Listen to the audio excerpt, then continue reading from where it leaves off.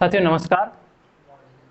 साथियों आज का जो हमारा टॉपिक है वो है परिकेंद्र। त्रिभुज का परिकेंद्र क्या है, और आज से हम इसी प्रकार से एक टॉपिक पे चर्चा करेंगे ताकि आपको भी अच्छे से समझ में आए और मैं भी आपको अच्छे से समझा पाऊँ। चलिए, तो परिकेंद्र क्या है। परिकेंद्र की अगर मैं बात करूँ साथियों, तो कोई भी अगर हम त्रिभुज लें, मैं त्रिभुज ले रहा हूँ, त्रिभुज ए बी और सी। तो हमने इससे पहले पढ़ा था अंतः केंद्र और ये है हमारा परिकेंद्र। तो परिकेंद्र में क्या होता है साथियों, जो भुजाओं के लंब समद्विभाजक होते हैं, जो भुजाओं के लंब समद्विभाजक होते हैं, अर्थात यानी जो शीर्षों से सामने वाली भुजा पर क्या आते हैं, लंब समद्विभाजक, यानी लंब तो है ही, साथ में समद्विभाजित भी कर रहे हैं भुजाओं को। तो भुजाओं के लंब समद्विभाजित जिस बिंदु पर काटते हैं उसको कहते हैं हम परिकेंद्र। क्या कहते हैं? परिकेंद्र। मैं बात करूं इसकी, तो ये भी क्या है, अगर यहां पे हम मान लें E, यहां पे मान लें हम D, और यहां पे अगर हम माने F, तो BD और DC बराबर है, AE और EB बराबर है, CF और FA बराबर है। साथ ही साथ ये भुजाओं पर क्या है, लंब भी हैं, यानी भुजाओं के लंब समद्विभाजक को क्या कहते हैं साथियों, परिकेंद्र कहते हैं। क्या कहते हैं? परिकेंद्र कहते हैं। क्या कहेंगे साथियों? परिकेंद्र कहेंगे।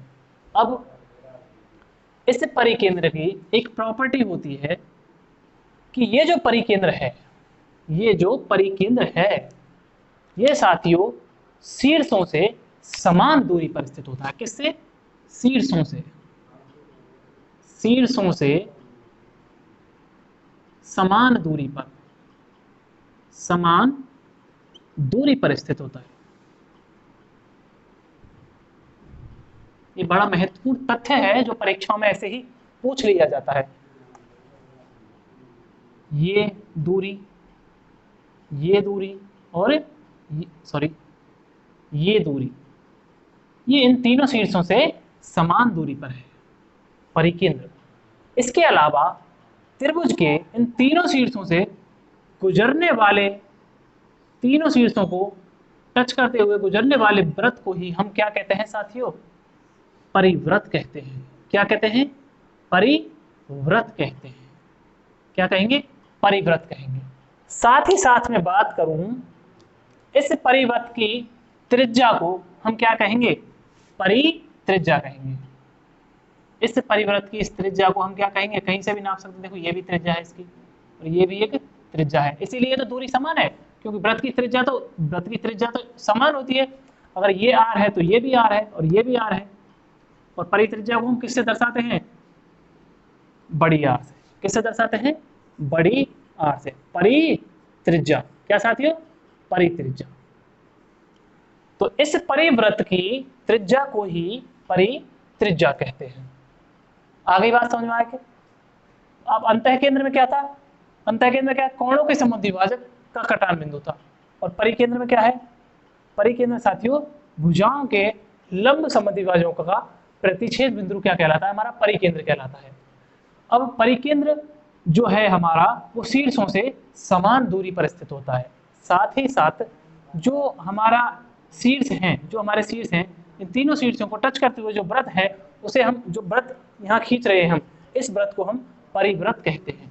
और इस परिवृत्त के त्रिज्या को हम परित्रिज्या कहते हैं। और परित्रिज्या को हम किससे दर्शाते हैं, बड़ी आर से। और जिसका मान क्या होता है अगर निकालें तो a into b into c upon 4 dash.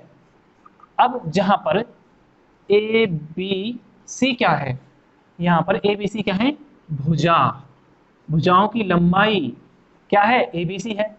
4 तो है ही, और डेल क्या है, त्रिभुज का, डेल क्या है, त्रिभुज का क्षेत्रफल। क्या है?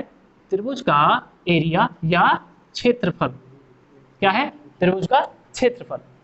तो अगर हमें परित्रिज्या निकालनी हो, अगर हमें परित्रिज्या निकालनी हो तो हमें भुजाओं की लंबाई चाहिए होगी और त्रिभुज का क्षेत्रफल ज्ञात करना होगा और हम परित्रिज्या निकाल सकते हैं। ठीक है साथियों, साथ ही साथ में बात करूं तो आप देखो यहां पर आपकी दूरी मैंने बता दी समान होती है।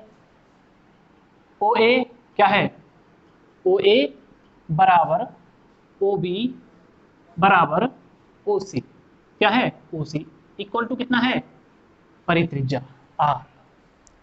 तो ये था हमारा साथियों परिकेंद्र।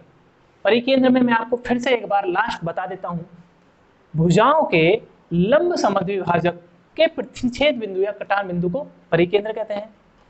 परिकेंद्र जो होता है वो हमारा शीर्षों से समान दूरी पर स्थित होता है और शीर्षों से गुजरने वाले वृत्त को, शीर्षों को टच करते हुए गुजरने वाले वृत्त को हम परिवृत्त कहते हैं।